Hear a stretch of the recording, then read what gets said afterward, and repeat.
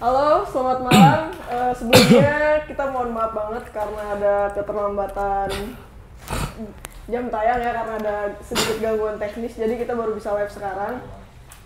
Sekali lagi kita mohon maaf ya teman-teman. Oke, jadi sekarang kita langsung aja ke topik pembicaraan kita ya kali ini. Oke, Pak Wa, nanya nggak? Apa dulu nih topiknya nih? Terserah mamang we, mamang ngarek ngomong naon. Mamang ngarek nanya naon sok. Mangga. Tentang kecemasan ya? Ketakutan. Ketakutan, oke. Beda ya dok? Kecemasan dan ketakutan? Apa seperti apa tuh? Mungkin kalau kecemasan itu sebenarnya sebuah bentuk emosi itu saling beririsan ya. Takut, sedih, kesepian, kecemasan. Tapi kalau umumnya kita bicara tentang kecemasan itu umumnya ketakutan yang memanjang. Ketakutan yang dipelihara terus-menerus dan cenderungnya itu patologis. Patologis itu maksudnya membuat gangguan jiwa gitu loh. Gangguan kesehatan mental maksudnya begitu. Jadi apa namanya, kalau cemas itu ketakutan yang berkepanjangan gitu? Ya, istilahnya kronis atau berkepanjangan. Tetapi ya masalah itu berapa lama itu memang tidak ada kategori secara khusus. Misalnya kayak di sidang aja kan itu pembunuhan berencana atau nggak berencana. Nah setiap orang pada merencanakan kan. Tetap dalam setiap sekian detik pun merencanakan gitu. Bahkan marah pun misalnya terjadi, misalnya di sidang-sidang itu kan pembunuhan ini dikategorikan berencana atau tidak berencana. Yang jelas itu sebuah ledakan emosi dan kemarahan, dan itu sangat beririsan dengan ketakutan. Jadi ketakutan itu bisa menjadi sumber segalanya. Ketakutan itu bisa jadi sumber misalnya rebutan uang parkir, itu kan takut pendapatannya per bulan berkurang. Kemudian takut misalnya nggak bisa bawa uang ke kampung, orang melakukan perbuatan kriminal, ngerampok, begal motor orang, itu pun bisa. Jadi ketakutan itu tuh sebenarnya kalau dari dari riwayat evolusi manusia spesies kita itu, ketakutan itu memang jenis emosi yang paling purba, paling awal dulu ketika dari hidup di dalam gua, kemudian takut keluar. Kenapa mereka hidup dalam gua? Kenapa orang manusia purba dulu hidup dalam gua ya? Karena takut dimakan oleh para predator, entah itu harimau bertaring panjang ataukah itu dinosaurus mungkin waktu itu.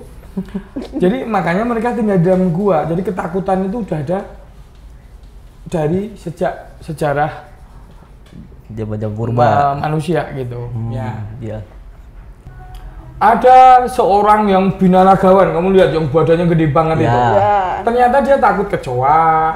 Kemudian ternyata dia takut nggak bisa nggaruk punggungnya kalau punggungnya gatal, kan binaraga gede. Terus dia nggak bisa nggaruk punggungnya, takut kalau ada punggungnya itu panuan atau ada gejala gatal kayak gitu. Jadi ketakutan itu hal yang wajar sekali, tetapi yang saya dapatin orang-orang itu begitu berusaha untuk ingkar atau denial, menyangkal bahwa dirinya takut. Makanya kalau orang ditanya sekarang, ketika saya nanya ke orang-orang ya, apa sih yang paling kamu takutin? Jawabannya apa sih? Apalagi kalau saya pakai kata yang lebih ideal lagi, apa sih yang paling ditakutin kamu sebagai manusia di dunia ini? Nah, beberapa orang menyebutnya apa coba? Tuhan, begitu, ya kan? Begitu. Setiap mayoritas yang saya tanya akan menyatakan seperti itu. Tetapi yang saya tahu, yang saya tanyain itu ya pernah mungkin bohong kayak gitu, atau mungkin ada yang korupsi. Lah kalau takut kenapa kok korupsi? Kalau takut kenapa kok nyakitin hati orang? Jadi sebanyak orang itu berbohong dan mungkin bahkan tidak mengenali apa sih sebenarnya ketakutan yang ada di dalam diri kita. setiap orang beda-beda. Betul. Coba ketakutan, kalau misalnya kamu inget-inget waktu kecil, ketakutanmu waktu SMP apa? Coba kamu tarik lagi memorimu ke belakang. Ketakutanmu waktu kecil apa waktu itu? Waktu kecil? Ya. Waktu kecil mah takut sama ketinggian gitu. Kalau misalnya naik pohon Kalau saya waktu sekolah itu takut dipalak, Dok. Nah, takut dipalak. Kalau saya takut dipalak. Karena waktu SMP udah banyak sih temennya, jadi nggak takut dipalak. Tapi akhirnya dipalak nggak suatu ketika? Saya tetap dipalak, tapi saya kan orangnya coba untuk apa ya, mengobati rasa takut itu sendiri dengan cara apa? Ya saya temenin gangster-gangster begitu. Oh, berarti ketakutan dipalak akhirnya membuat dia menjadi seorang pemalak kayak gitu kan? Tapi udah berhasil Pak. Jadi saya jadi punya teman dekat dengan mereka gitu. Tapi apa sih? Ya mungkin bukan karena mereka apa namanya ya ditakuti juga sih gitu. Karena memang kita temenan baik gitu, yang biasanya ngasih contekan kayak gitulah misalkan gitu. Jadi kan ada sebuah timbal balik gitu akhirnya, biasanya begitu. Jadi karena saya lemah nih, saya takut, maka ya saya harus deketin orang-orang ini lah gitu, istilahnya harus dekat. Jadi kalau yang dia omongin Kak Ferry tadi begini, kalau dia takut kalau dipalak, iya kan? Iya. Coba imajinasikan bahwa Ferry itu pada masa kecilnya itu kenal sama yang orang-orang yang dianggap akan memalak dia tersebut, atau preman-preman atau preman-preman SD atau SMP lah kayak gitu. Makanya jagoan SMP atau apa, atau yang di sepanjang perjalanannya ke sekolah atau pulang sekolah, entahlah itu preman siapa atau jagoan siapa. Coba kalau Ferry kenal, apakah dia akan takut? Tentunya tidak. Ya. Jadi ketakutan secara umum itu untuk orang dari bayi sampai pun orang tua, dewasa, remaja, dewasa, orang tua itu terhadap sesuatu yang tidak diketahuinya. Ya. Itu ketakutan paling umum. Oh iya, betul. Karena dia tidak tahu, dia menjadi takut begitu.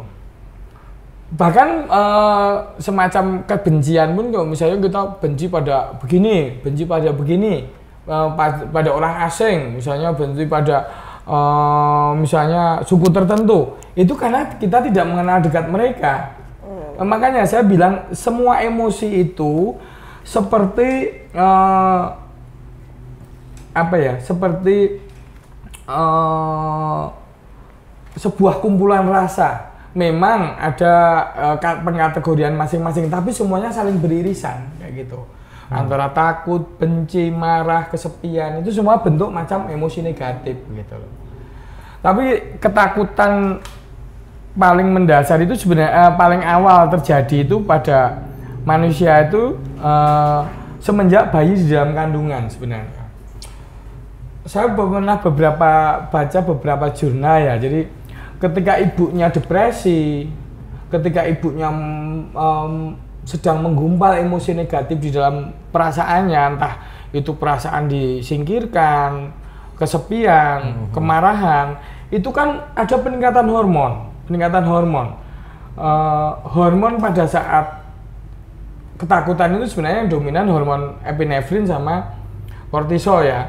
Itu ikut mengalir ke dalam janin.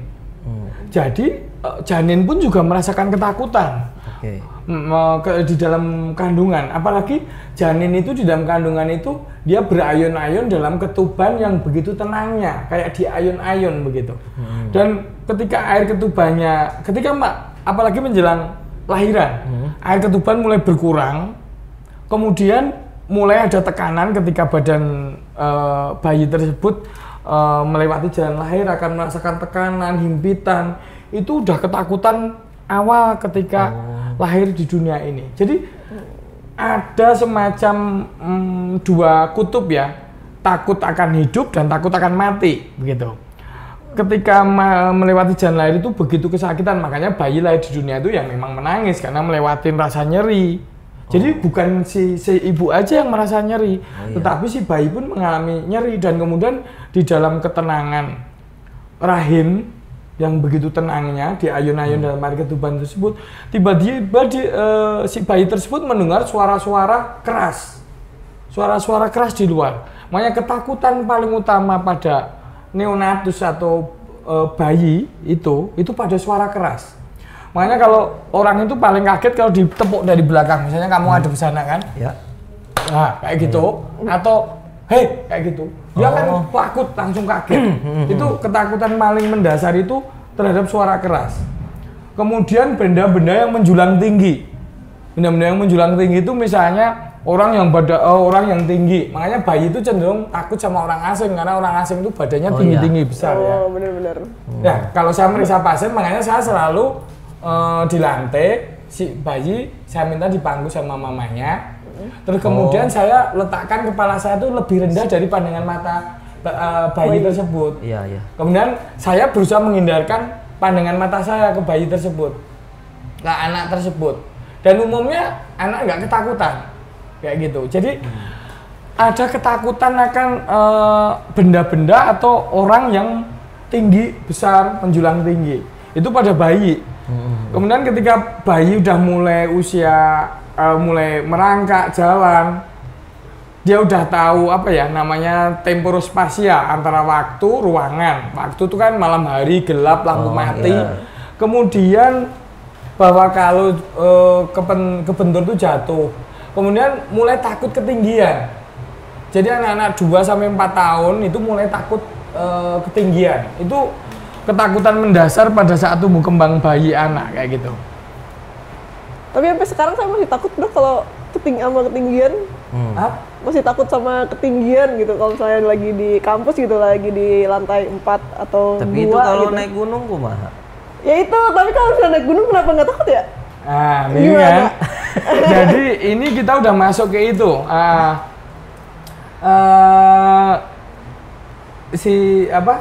Yang takut sama ketinggian, tetapi berusaha naik gunung dan ternyata saat naik gunung tidak takut, gitu loh. Itu salah satu kita udah masuk dalam mengelola ketakutan.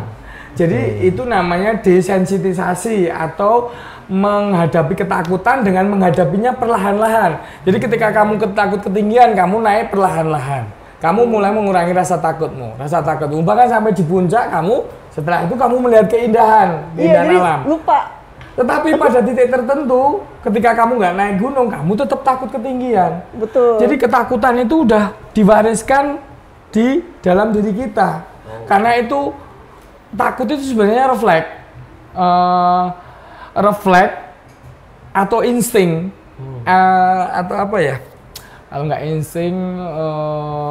insting itu berbuah refleks. Kalau misalnya kita diketok sininya kan kita nendang kayak gitu. Naluri. Jadi takut itu sebuah naluri untuk bertahan hidup sebenarnya. Iya, takut untuk bertahan hidup. Jadi ketika terjadi ketakutan itu ada beberapa yang akan terjadi. Orang itu fight itu menghadapi, misalnya takut dipalak. Avery takut dipalak biarpun badannya kecil, yang malak gede. Kalau Avery merasa kira-kira berani, dia akan melawan, itu fight. Melawan. Atau dia flight itu lari. Kabur. Tapi ada juga yang freeze. Yang freeze itu artinya membeku, diem, kayak gitu. Itu makanya kenapa kok kalau dalam kasus-kasus pemerkosaan itu kok disangka bahwa kenapa kok ini tidak melawan, si korban aja gitu. Korban pemeriksaan kenapa kok nggak melawan, nggak mencakar kayak gitu. Jadi kembali lagi ke menikmati berarti. Ke naluri. Karena apa ya? Kan itu melawan pun begitu. Iya benar juga. Enggak gitu. Jadi gitu. Pertama ketika maaf ya saya berusaha mengimajinasikan orang yang misalnya diperkosa kayak gitu ya. Itu jauh sekali dari yang dialami. Saya cuma sedikit sudut pandangnya misalnya aja. Ya, orang asing dimasukin benda asing. Terus kemudian dipukul, dicekik kayak gitu. Apa yang akan terjadi? Pasti kemungkinan sebagian nggak melawan, nggak mencakar karena dia udah freeze sendirinya. Beberapa hewan pun ketika dideketin predatornya, dia pura-pura mati, freeze, supaya nggak jadi dimakan. Kan namanya hewan tuh sebagian nggak makan bangkai atau apalah, dia bukan tantangan lah begitu. Jadi freeze, membeku, ya itu refleks ketika naluri takut itu mencengkeram jiwa makhluk hidup atau manusia gitu loh. Jadi ada yang ngadapin, ada yang kabur, ada yang freeze. Iya, seperti itu. Oke. Kalau si Iyang gimana? Iya, berarti dia tipenya tipe yang menghadapi, tapi yang perlahan-lahan tadi gitu. Tergantung obyeknya. Kalau obyeknya itu yang membuat ketakutan itu apa? Misalnya itu gempa bumi, misalnya wajar semua orang takut. Iya. Karena itu berarti mengancam jiwa begitu. Ancaman. Itu ketakutan yang objektif. Nah, kalau ketakutan yang tidak objektif atau yang tidak masuk akal, itulah yang menjadi bibit dari kecemasan. Nah, ketakutan yang tidak masuk akal, apalagi itu tertanam, itu namanya fobia. Fobia. Misalnya sekarang, Iyam takut nggak sama kecoa? Enggak. Enggak lah. Masa iya, Pak? Iya, enggak. Saya takut terlalu dekat, tetapi kalau kecoa terbalik, punggungnya di bawah itu, saya selalu balikin, saya nggak mau dia mati. Ya. Bahkan semut pun kalau dia kira-kira masuk ke itu lubang sedotan gitu, itu saya keluarin. Enggak, bukan itu sih, saya cuma ngelihatnya kasihan gitu loh. Nah, jadi bayangkan orang yang takut kecoa, banyak orang yang takut kecoa. Tikus takut nggak? Enggak. Ayo, tikus gede loh. Takut saya, Dok. Takut jijik gitu. Kalau kucing garong takut nggak? Enggak sih, Pak, itu. Ya, jadi antara takut dan jijik ini lagi saling beririsan gitu loh. Iya, betul. Apalagi tadi balik ke pemerkosaan tadi. Bukankah si korban perkosaan itu juga jijik sekali? Iya. Nah, betul. orang takut kecoa aja bisa diem di sudut kamar mandi. Iya. Bahkan bisa terkencing-kencing. Kenapa sih orang kalau takut terkencing-kencing? Ya, itu bahkan ketakutan itu mengubah atau mempengaruhi sistem biologis kita. Sistem fisiologis kita terpengaruh. Jadi deg-degan kalau orang takut itu kan. Itu karena pengaruh norepinefrin, satu hormon ya. Terus kemudian pembuluh darah melebar ya, tapi menyempit ke otot-otot. Makanya kenapa kok kita kalau takut katanya ada hantu gitu, keringat dingin, merasa dingin, bulu kuduk kita, kemudian rambut berdiri, bulu kuduknya merinding, bulu kuduknya berdiri gitu kan. Karena ketakutan itu bisa menyebabkan otot-otot yang di bawah kulit itu menegakkan bulu rambut kayak gitu. Jadi terus kemudian ya itu ilmiah medis banget ya. Jadi hormon kortisol meningkat, jadi glukosa di dalam tubuh meningkat. Glukosa itu siap dipergunakan untuk misalnya dia harus lari, dia harus bertempur begitu. Nah, ya kita pembicaraan kita agak kesana kesini nih. Tapi kadang juga gini, Dok. Saya tuh kalau katakanlah misalnya awalnya nih saya takut nangkap ular nih, gitu ya. Tapi karena saya anak pramuka, di dalam kelompok saya ini takut ular semua. Karena saya ketuanya, gitu kan. Akhirnya mau tidak mau gitu, karena semuanya dalam keadaan takut, semuanya dalam keadaan panik. Karena, gue nih leadernya nih gitu, masa iya gue takut juga gitu. Nah, kadang di situ mungkin itu tadi saya fight lagi nih. Jadi mencoba untuk saya tanggap juga, saya usir juga gitu. Walaupun saya tahu nih resikonya apa seperti Emang itu. bener bisa tangkap ular? Enggak. Enggak kayaknya. Bisa bener. Ular sendiri. Iya. Yang maksudnya itu, kamu tahu bisa membedakan ular itu berbisa atau nggak berbisa? Enggak. Enggak, tapi karena keadaan itu, situasi itu yang mencoba mempengaruhi gitu. Saya akhirnya gitu, Dok. Kan kamu sama teman-temanmu, sama pelatihanmu, coba kamu sendiri. Ya, di sebuah rumputan. Ya, kan itu kan. Iya, lari aja ngapain. Maka itu namanya pengkondisian. Pengkondisian itu saat kamu dengan teman-temanmu, kamu berani. Kamu berani menangkap ular tersebut karena kalau kamu ada apa-apa, kamu ditolong teman-temanmu. Nah itu makanya kenapa orang suka ngegeng. Padahal yang ngegeng itu misalnya geng-geng pembuli, anak-anak SMP SMA itu kalau sendiri malah mungkin penakut. Tapi ketika dia bareng sekawanannya menjadi berani. Itu karena identitas dia udah jadi berubah menjadi identitas kelompok. Termasuk Averi. Jadi coba kalau di padang sendiri atau di tempat sempit sendiri, pintu tertutup, ada ular, kayak gitu. Naik tembok. Akhirnya berdoa, baru ingat gitu. Cosplay jadi cicak. Iya, kan kalau di pramuka gitu ya dok. Kita misalkan dibikin berapa regu ya, misalkan ada 6 orang. Saya pimpinannya, saya dantonnya lah istilahnya. Dilepas misalkan ke hutan gitu. Ini kan gelap gitu kan, banyak pohon, suara-suara yang aneh gitu. Nah itu ketakutan saya sebenarnya sama dengan mereka. Takut ular iya gitu kan, takut binatang buas iya. Takut ada hantu ya iya gitu. Tapi ketika ada mereka udah ngomong, duh takut setan nih, ntar ada pocong nih. Saya pasti langsung nggak ada, ntar tenang sama gua gitu. Jadi padahal saya juga takut gitu. Ya karena dalam kelompok itu membohongi diri sendiri. Tapi pas saya naik gunung waktu itu ya Pak, sekelompok itu ada tawon kan, tapi semuanya tetap lari. Itu gimana? Walaupun saya leadernya nggak peduli, yang penting saya lari gitu. Tawon? Iya. Lah kalau tawonnya satu, oke, nggak akan itu, karena tawonnya banyak. Itu. Berarti kamu kalah jumlah. Nah itu ya makanya takut kayak gitu. Nah iya, makanya kayak dari atas ada temen lari, ya kita juga panik ya, ikutan lari dong, nggak ada apa nih. Padahal tawon lebih kecil dari kamu, ya kan? Iya. Kenapa kamu takut tawon? Ya sakit dok, kena sengat. Satu aja cukup sakit banget. Ini 10 terakhir waktu itu. Ya makanya itu sebenarnya ketakutan kita itu, makanya ketakutan itu ada di yang masuk akal, ada yang nggak masuk akal, kayak gitu. Kita itu spesies pemenang di bumi ini, kayak gitu loh. Tapi tetap aja kita tetap memelihara rasa takut itu karena itu bawaan dari sononya, dari nenek moyang kita dulu. Jadi kalau ketakutan yang nggak objektif tuh misalnya kecoa, ya kan? Yeah. Kecoa itu kan nggak bikin kita akan menderita. Yeah. Tapi karena kita jijik karena kecoa deket dengan WC, dekat dengan selokan, kayak gitu loh. Ketakutan itu terjadi, tapi itu ketakutan yang irasional, yang akan menjadikan fobia. Makanya kan ada fobia kecoa, ada fobia keramaian, fobia tempat sempit, fobia ketinggian, banyak sekali fobia.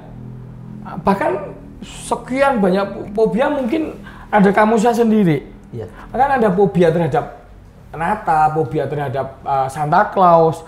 Fobia itu banyak sekali, karena setiap orang itu punya masing-masing sendiri ketakutan terhadap sesuatu. Karena dalam perjalanan hidupnya itu ketakutan itu begitu banyak sekali. Bayangan aja dari yang level kecoa aja, menghadapi kecoa. Sama bayangan aja yang menghadapi perang kayak tentara Ukraina sama Rusia.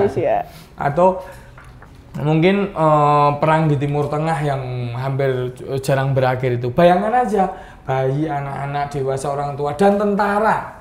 Mereka-mereka yang ada di kamp-kamp perlindungan ataupun tentara yang di garis depan, ketakutannya macam mana kayak gitu loh. Itu tidak bisa setiap orang tuh membayangkan ketakutan orang lain, tidak bisa. Makanya itu ketakutan yang ada di tempat perang itu menyebabkan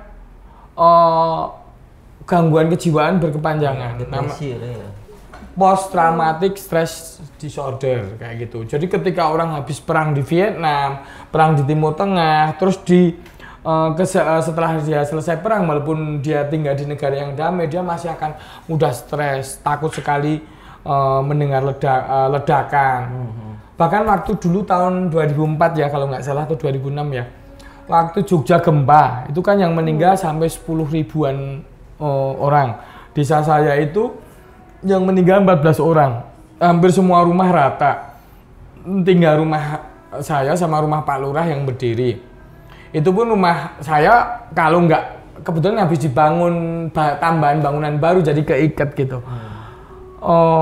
Gempa itu hanya berlangsung nggak ada 5 menit, tahu-tahu semuanya rubuh. Ada yang kerubuhan dinding benteng, kerubuhan atap, kerubuhan benda-benda berat, lemari, macam-macam ya.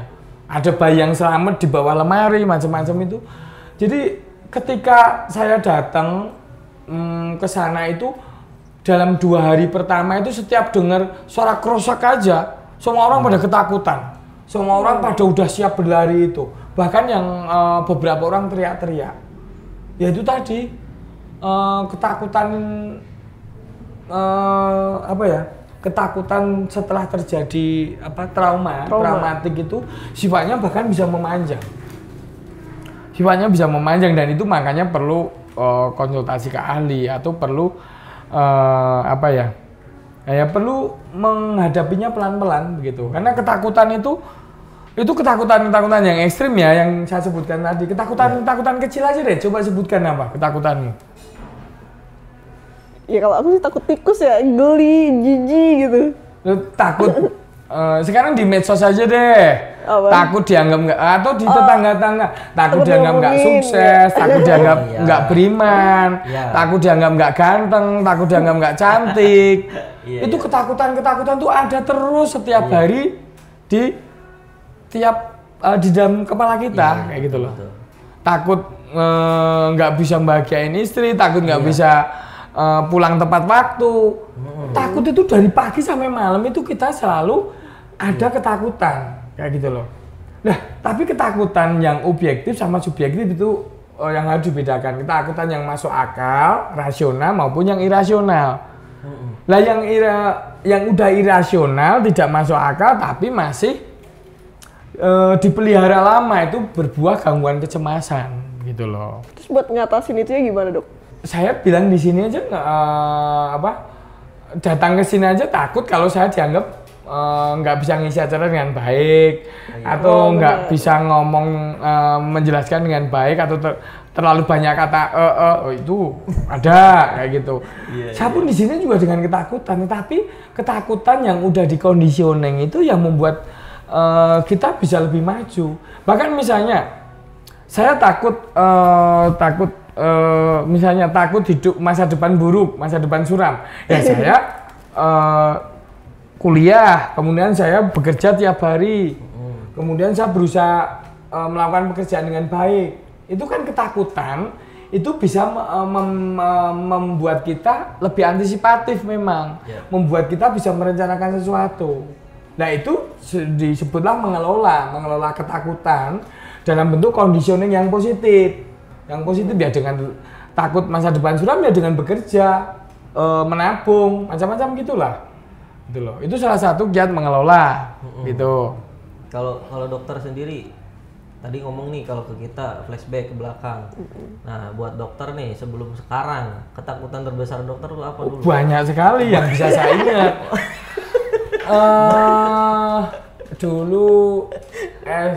Dulu di dekat saya itu yang ketakutan yang paling saya ingat ya.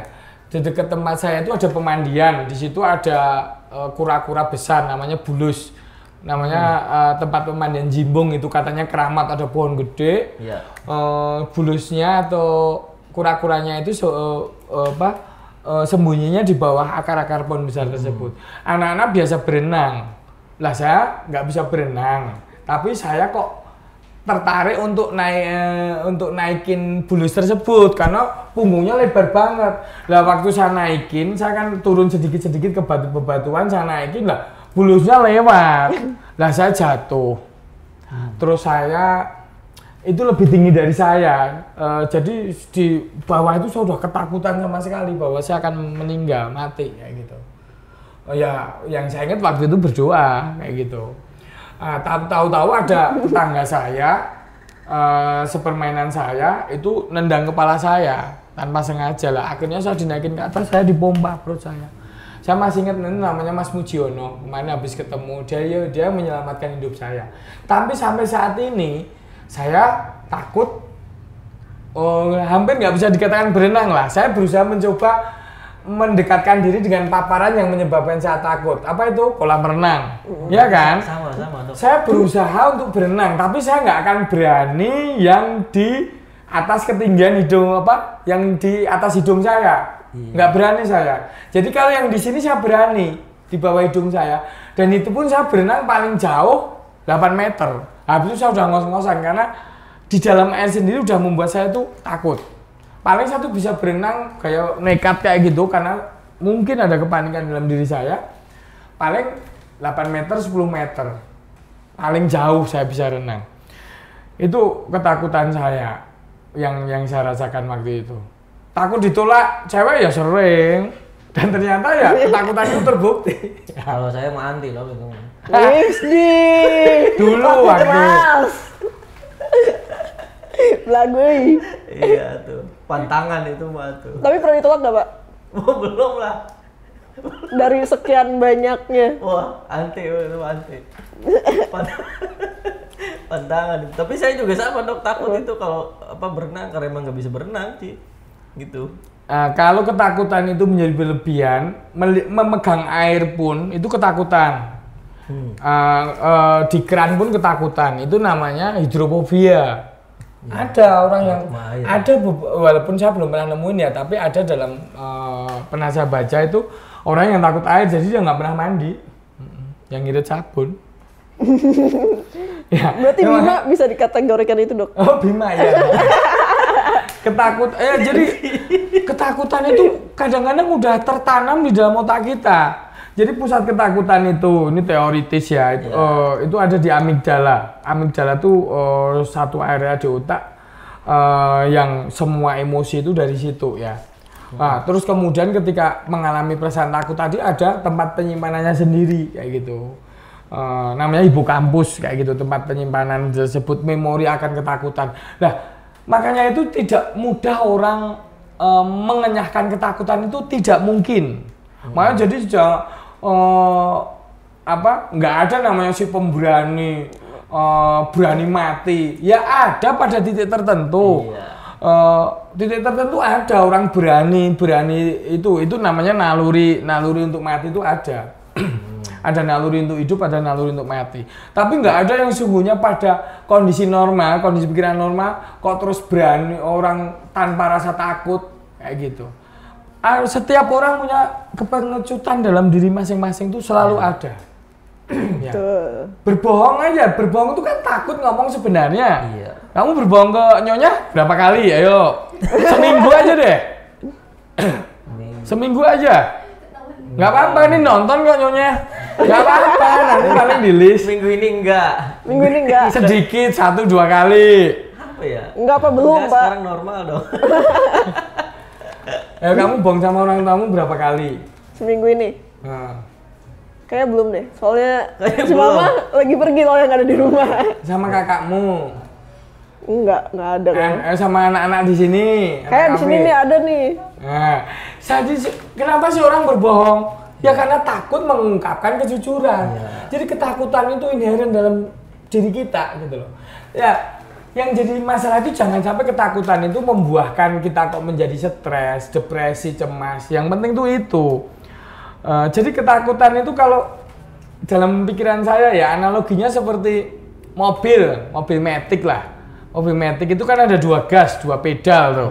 Satu gas, 2 pedal maksud saya. Satu gas, satu rem. Kalau menurut saya ketakutan itu ibarat rem. Jadi kapan kadang waktu tertentu kita ngerem, kapan waktu kita kenceng lagi, ngerem lagi, kenceng lagi, ngerem lagi, kayak gitu. Berarti ketakutan apa yang sesuai kita bayangkan, ya nggak sih dok? Ya dari pengalaman hidup kita, dari sejarah hidup kita.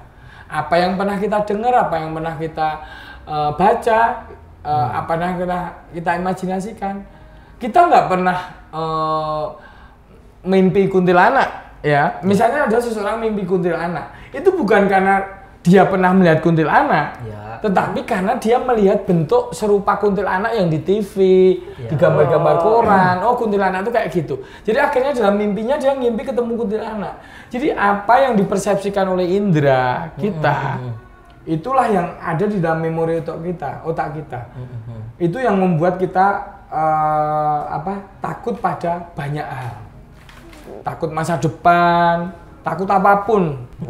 Kayak takut masa depan agak susah ya, agak berat. Sekarang gini, hampir semua orang takut masa depan, ya kan? Iya bener. Sekarang itu makanya salah satu cara mengelola ketakutan itu seperti itu, menurut saya loh ya, walaupun saya juga belum bisa. Saya sini ngomong bukan karena expert ya, karena saya bisa jujur aja pada diri sendiri dan yang mau nonton lah. Jadi ketika kita takut itu, kita imajinasikan berapa yang sekelompok dengan kita. Lah, kok misalnya saya takut masa depan, bukannya ini emang ini nggak takut masa depan, ini nggak takut masa depan, yang lain nggak takut. Lah, ketika semuanya itu takut, kenapa kita mesti memelihara ketakutan ini, gitu loh? 7 miliar manusia nggak ada yang tahu masa depan. Jadi ngapain kita memelihara ketakutan akan masa depan? Semacam kayak gitu. Misalnya saya Averi kalau jalan antara 2 desa tengah malam, jam 12 malam, pasti kalau jalan sendiri takut toh. Iya. Tapi ketika jalan bareng sama temennya 5 orang, bahkan 20 orang, ya nggak akan takut gitu loh. Jadi conditioning itu tuh dengan mengimajinasikan bahwa orang lain tuh mengalami hal yang sama. Orang lain itu juga, misalnya orang yang takut masa depan. Lah, bukannya orang lain mengalami hal yang sama. Misalnya satu karyawan PT, ada takut masa depannya buruk. Loh, bukannya orang lain juga yang satu karyawan PT itu, misalnya teman PT-nya ada 200-300 orang, itu kan juga ngalamin hal yang sama. Nah, kalau temennya banyak, ngapain takut gitu loh imajinasinya. Oke. Oke, ada.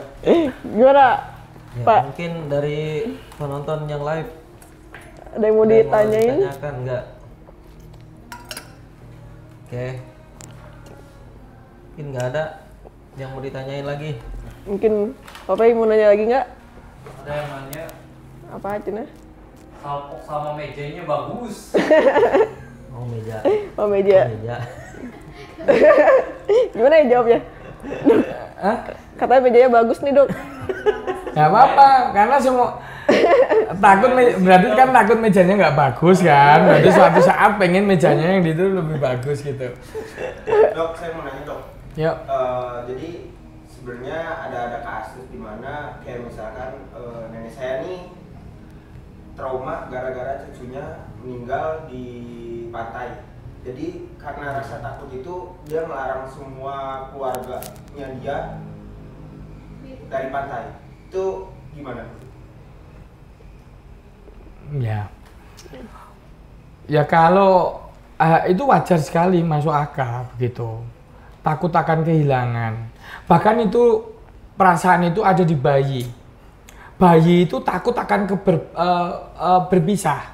Jadi ketika ibunya pergi itu dia udah mulai nangis.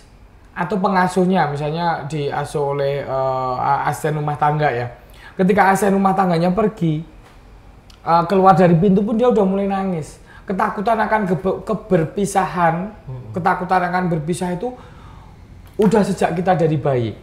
Dan ketika nenek tersebut karena ada salah satu cucunya meninggal, itu masuk akal sekali. Karena beberapa orang itu namanya itu kan berarti kan akibat alam ya. Kendala alam itu atau bencana alam itu anggap aja itu bukan bencana alam, akibat bisa jadi akibat berenang terlalu jauh atau akibat ombak yang terlalu besar datang gitu.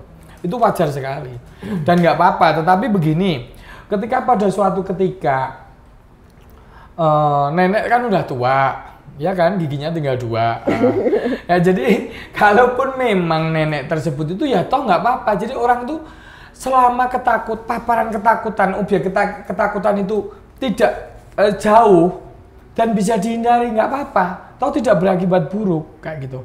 Karena kenangan akan kesedihan itu juga membuat nenek akan semakin sedih kayak gitu loh.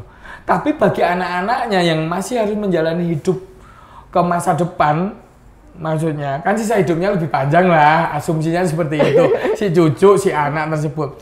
Dan memang kan harus mengikuti sebuah acara yang mungkin perpisahan di pantai ataupun piknik bareng keluarga barunya di pantai kayak gitu. Harus ke pantai ya, harus ada pengertian.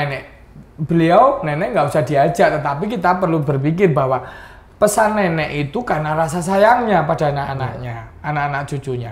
Jadi itu namanya pengkondisian yang positif. Pengkondisian negatif ketika benar-benar nggak boleh ngelihat pantai pun nggak boleh. Tapi ketika pengkondisian positif ketika ada di pinggir pantai, tapi jangan terlalu masuk ngelewatin bibir pantai begitu loh. Itu bagus itu. Tentang bencana alam kemarin saya ada yang setelah gempa itu seorang kenalan saya setelah gempa di Cianjur kemarin. Dia setiap kali itu terbayang dalam pikiran kenalan saya tersebut. Jadi setiap saat itu dia selalu membayangkan bahwa balitanya, anaknya itu akan ketimpa rumahnya.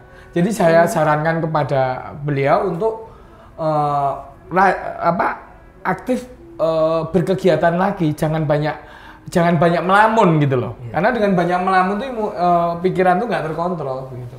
Tapi kalau nggak, waktu itu pernah sih cuma bilang gini, kan aku juga suka naik gunung kan. Katanya jangan naik gunung mulu, takutnya kenapa-kenapa gitu kan. Terus aku jawab, ya kalau emang mau mati mah mati aja gitu. Mau di gunung atau di manapun, kalau emang udah waktunya ya udah gitu. Itu jawaban aku bener nggak kayak gitu dok? Ya memang benar, tapi yang pesenin kamu tuh juga benar juga. Karena beberapa saya takut ada ketakutan naik pesawat misalnya. Ya walaupun gini loh, kalau orang bicara secara rasional itu bahwa pesawat yang jatuh tuh berapa persen sih dari sekian pesawat yang terbang hari itu di seluruh bumi ini? Tapi kita nggak bisa informasi itu kita terima secara pikiran kita tuh nggak bisa bergerak secara secara matematis atau langsung membuahkan analisa statistik tuh ya nggak bisa. Yang taunya kita takut ya takut aja, namanya pesawat tuh kalau terbang di udara kalau mesinnya mogok kan nggak bisa mampir ke tukang tambal ban atau ke bengkel terdekat kan ya nggak bisa. Dan itu kalau dibilang rasional tidak masuk akal, dan masuk akal itu sebenarnya batasnya tipis. Jadi tidak ada orang yang bisa menggoreng kamu sih penakut, kamu sih nggak masuk akal. Kita hanya berusaha supaya batasnya lebih jelas saja. Saya takut naik pesawat misalnya. Nah itu hal yang, karena kemarin pesawat Lion jatuh di Lion kan, maaf kalau saya salah, di pantai perairan Kerawang. Yang lain lagi jatuh. Loh, yang jatuh memang 1, 2, 3, 4 dari mungkin jutaan penerbangan sejak Republik Indonesia ini ada. Tetapi ketakutan itu hal yang wajar, makanya nggak usah kita tolak, nggak usah kita denial. Anggap aja itu rem aja. Kalau kita mau melajunya kenceng ya silahkan lepaskan rem. Gitu. Orang yang denial terhadap rasa takutnya, aku nggak takut naik gunung. Akhirnya gunung manapun dinaikin semua, musim apapun dinaikin semua. Nah itu berarti gasnya kebablasan dong. Ya bisa kena kabut, macam-macam, kedinginan, macam bisa terjadi. Makanya asumsikan bahwa ketakutan itu kayak rem aja deh. Kalau kita perlu ngerem ya ngerem. Tapi kalau ketakut berlebihan, memelihara ketakutan yang tidak masuk akal, itu ibarat ngerem diinjek terus. Nggak jalan-jalan, ya itu bikin stres, nginjek rem terus, tapi mobil nyala apa nggak stres. Makanya kadang rem kita lepas, kadang kita injek lagi, itu hal yang wajar gitu. Gimana Pak? Iya benar, setuju saya, rasional. Jadi emang semua orang punya ketakutannya masing-masing. Kayak tadi saya lupa kalau saya juga takut berenang.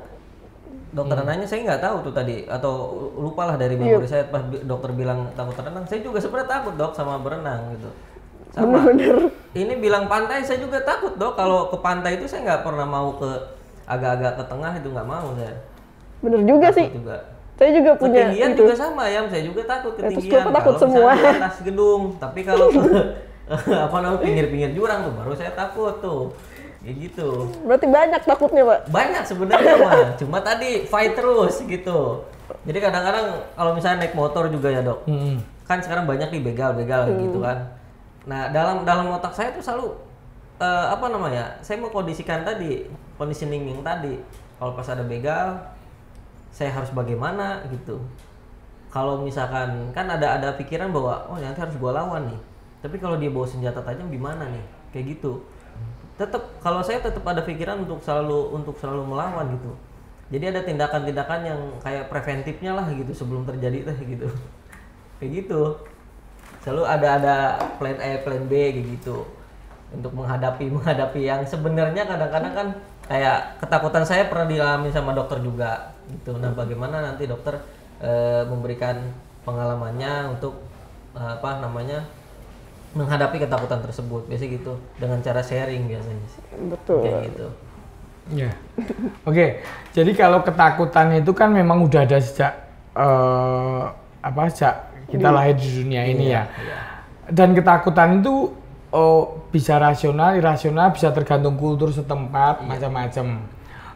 Bahkan takut menggunakan tangan kiri, misalnya dibilang tangan buruk kayak gitu. Nah, itu dibilang nggak sopan, itu udah sebuah bentuk ketakutan.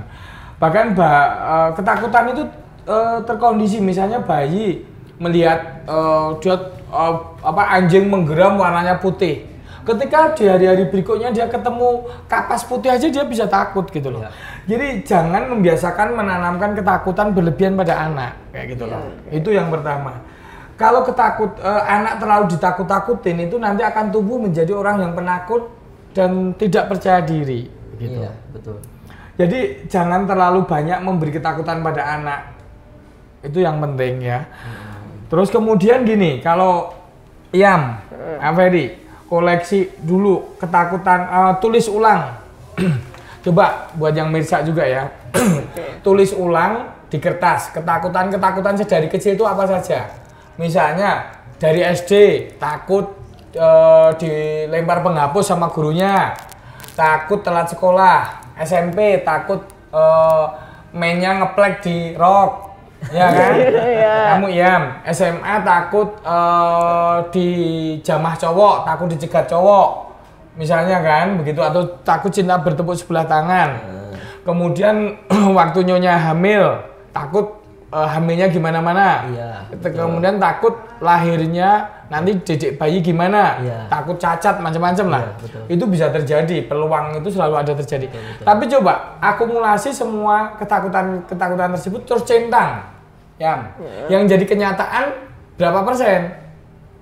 Kalau yang jadi kenyataan itu kok hanya di bawah, taruhlah di bawah 10%, atau bahkan hampir tidak yang jadi kenyataan, itu berarti ketakutan itu sudah terlalu sering menguasai hidup kita sampai detik saat ini. Bahkan bisa dibilang ketakutan itu sering menipu diri kita, membuat hidup kita tertipu terus-menerus.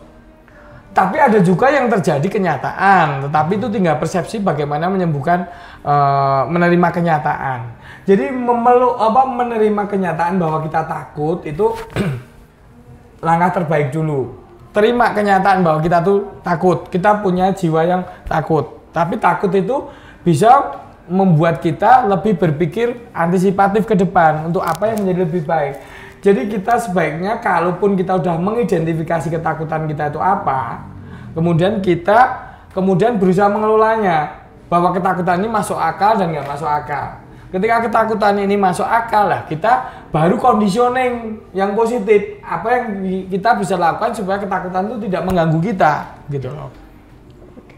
Saya takut misalnya dilihat buruk sama pemirsa, bahwa lah saya ngerokok, walaupun saya bukan perokok berat, makanya saya mau merokok nih misalnya. Bukan mau nampilin apa, tapi bahwa saya juga ada ketakutan, ada kelemahan, itu hal yang wajar. Jadi ketakutan itu wajar, manusiawi. Tetapi memelihara ketakutan itu tidak baik buat kita. Dan menghadapi ketakutan itu lebih baik. Kalaupun ketakutan itu tidak masuk akal, kita berusaha pudarkan pelan-pelan.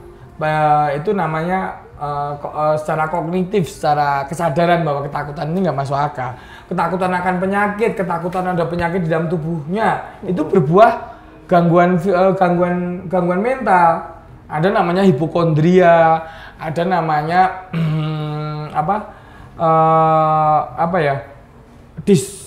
distrofi body. Berarti makanya serasa di organ tubuhnya tuh ada selalu yang nggak benar kayak gitu. Itu membuat gangguan kecemasan dan membuat hidup marurung kayak gitu loh. Ya, bukan cuma tanggal tua. Ada lagi nggak?